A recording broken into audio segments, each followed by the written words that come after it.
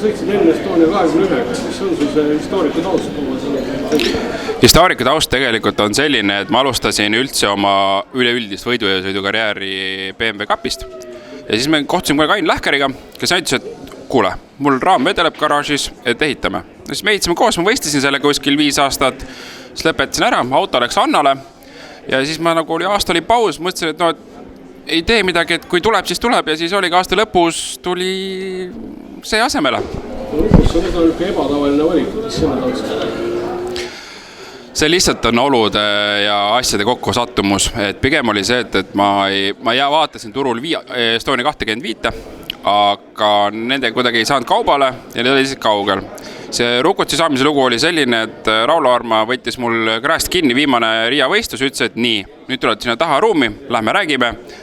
Ja siis seal oli Rukuts ka, Rukuts ütles, et tema tahab vormeli maha müüa, ta ametlikult see avalikult ei pand ja nii ta siis seal läks oma asjade kokku sattumisega, et nii Rukuts tuli Tallinnasse. Ehk siis ta on toodetud Rukutsi poolt Lätis ainu eksemplarina, kuigi saaduskalt võin öelda, et teine toruraam eksisteerib nüüdseks kahjuks kinni pandud motospordimuuseumis, aga vaatame, äkki võib-olla see jää viimaseks Rukutsiks. Mis mootor, mis käigukast? Vana hea sapaka käigukasti korpus, ülekanded on klassikalised, need, mis nagu Estonia 21, 25, Hyllandi klass oli 25, et 21 sapaka kast ja mootoriks on Volkswagen 1800. Kui palju ta kiirem on Estonia 25? Ma arvan, et on öö ja päev. Kuna ma sõitsin eelnevalt, ma nimetan Beebiks, siis Beebiga oli pigem see, et sa ei tohtinud vigu teha, et kiirust kaotada sellele vastupidi, sa ei tohi vigu teha, et lõpeta kuskil seinas.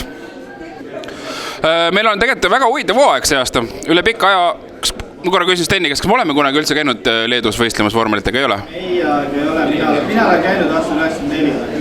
94. aastal oli tegelikult viimane kord Leedus võistlused ja see aasta tegelikult meie kalender on esimene võistlus on meil Riias, teine on Kaunas, siis on Pärnu ja siis uuesti Riia.